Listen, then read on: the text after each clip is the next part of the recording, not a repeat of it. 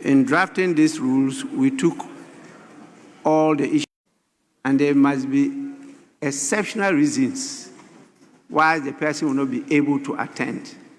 In fact, we are toward the ministry, not just a minister. They don't attach seriousness to the work we do here. And so, please, ministers, kindly get in touch.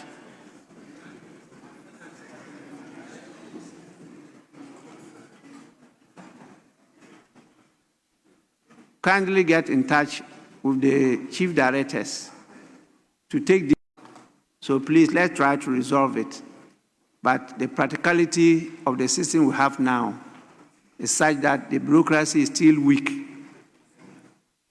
Bureaucracy is still weak. The administration is not that responsive. And the same applies to Parliament. We are also not too responsive to queries from the public as a result of the capacity of the bureaucracy.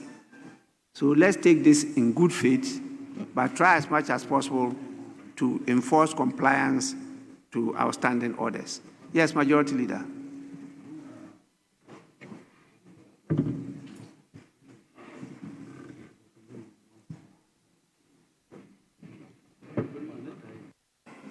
Thank you, Mr. Speaker. Mr. Speaker, we'll take that on board.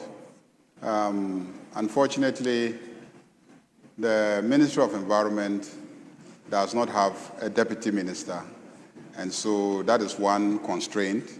Secondly, the Ministry of Employment also does not have a deputy minister. In this instance, the minister just tells me that the question actually got to them on Friday, and he was not even in the country on Friday, but he received the communication and gave instructions that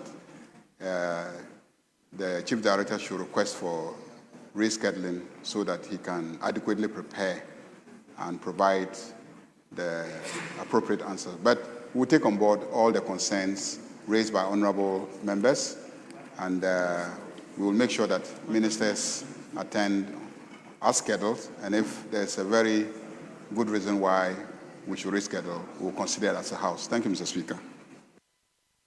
Yes, please.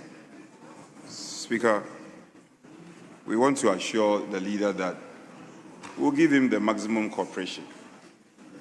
But we will not compromise on the ministers coming to this House to answer questions. That we will not compromise on.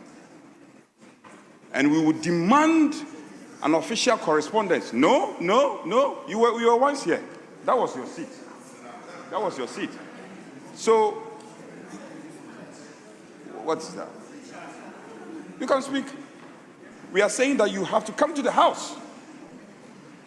And so we will support you, but make sure you come to the House and do business. I am worried about the over 3. And so today is what? Today is 11th. So we are not out of the 3 weeks. And the letter clearly stated that at the time they received the question, the minister was out of the jurisdiction.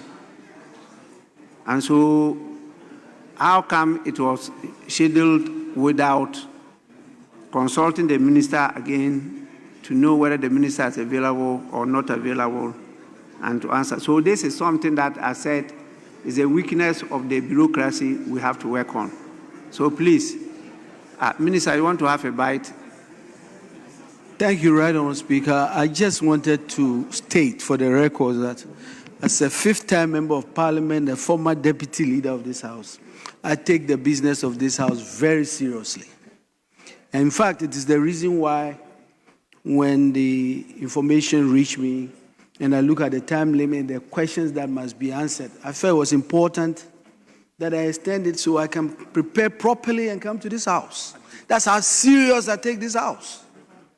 And so I think that it's important as we discuss this, that the clerk must also look at the time of communication and what time the ministers will have to prepare for the question. In this particular case, if you look at Friday, and consider the fact that I was not in the country and arriving on Monday, and I'm expected to come on Tuesday to answer. And in fact, I don't simply take the questions as has been given to me by the civil servants. I probe further, I ask questions, so that I'm sure that when I come here, I can give the right answers. And so, Madam Speaker, I think that's why, but we take the business of this House very seriously. Thank you so much. Yes, as a former leader, that's the right thing to do. Honorable members, I have correspondence confirming the date that the Minister for Finance will appear before the House to present the 2020